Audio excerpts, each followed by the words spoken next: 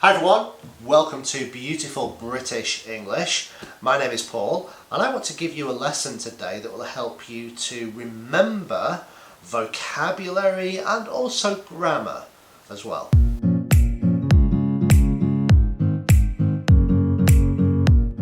Welcome back. Now, people like you are constantly asking me, what's the best way to learn and remember English? And unfortunately, there is no easy answer to this question, but there are many different techniques that you can try and see if they work for you. Now, most people, in my opinion, and me especially, I am a visual learner. I learn by seeing and doing rather than by being given information or seeing information in written form. I'm a very visual person. If you're visual, then this technique might work for you. So, graphs and charts. Okay, when we are presented with information in this kind of form, it's easier to understand. It's also easier for us to remember when we see information presented in this kind of way, yeah? Or we see data presented in this kind of way. That's because visual images, okay, are easier to remember. Scientists have proven somehow that visual images are easier to remember.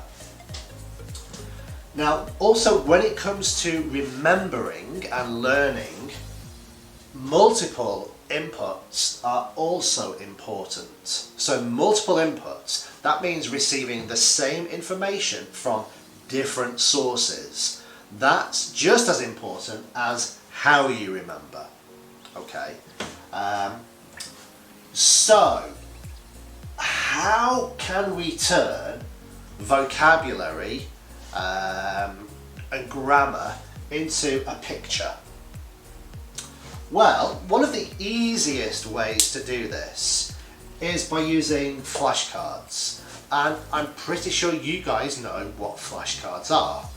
You might use them. A lot of people tend to use flashcards where they'll have, say, an English word on one side and then a translation into your native language on the other side.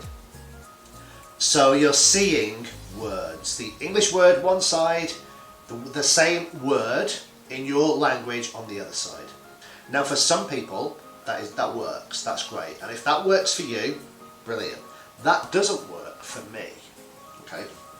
Because I'm a visual learner. I learn through images and pictures and seeing something happening, okay? But we can use flashcards with pictures, okay? For example, okay, now I would suggest if you want to learn vocabulary, don't learn individual words. Learn combinations of words that are used together.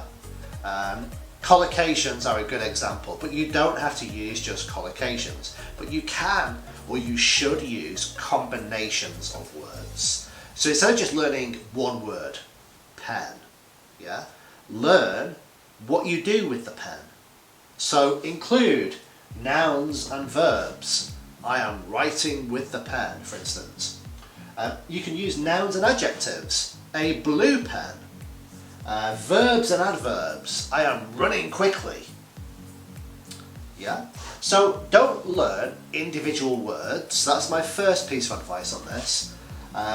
You learn combinations of words that are relevant to how you want to communicate in English.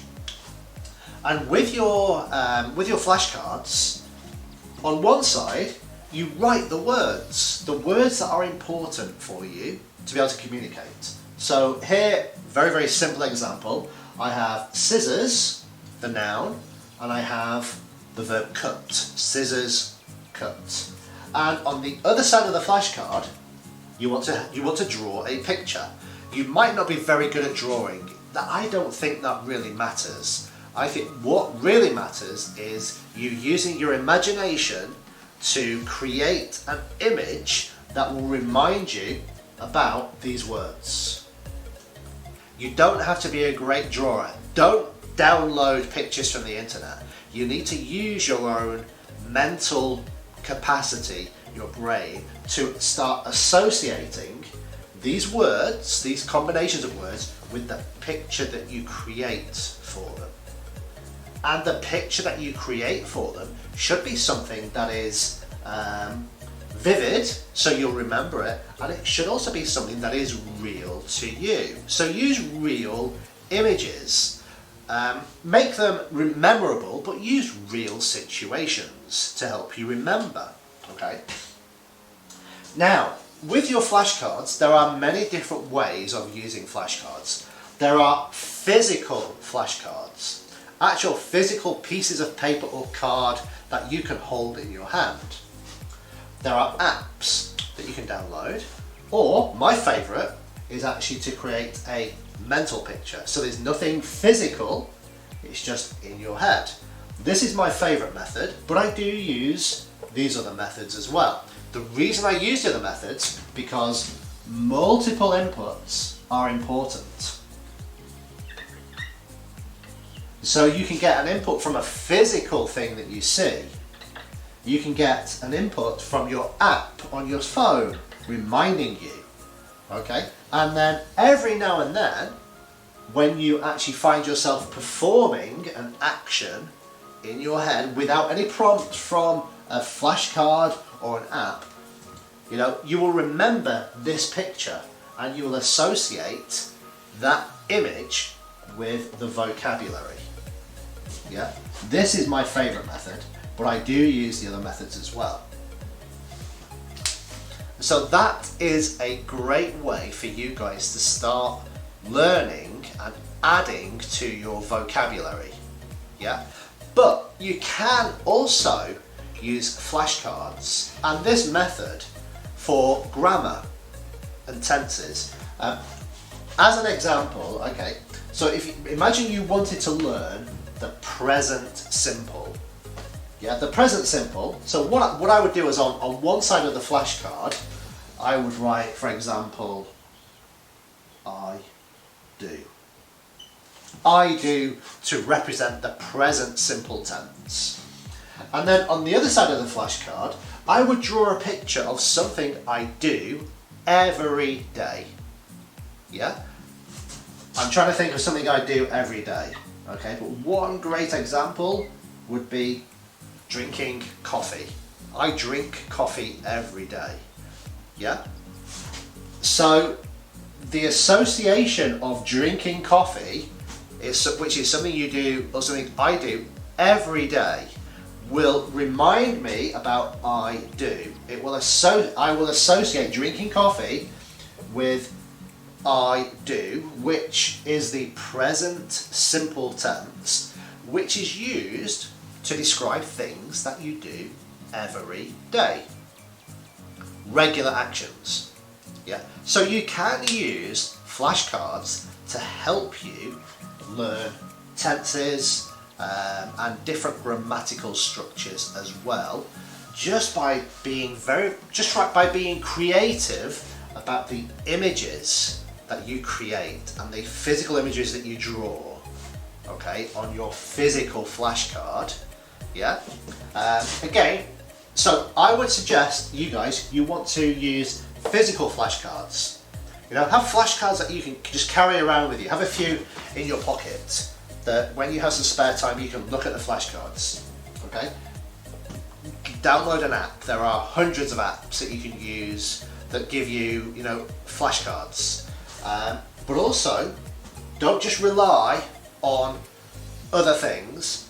Start to train your brain to remember things by just using your mental powers as well. Okay, this technique can help you to learn anything, including languages. But you don't have to just be learning languages with this technique.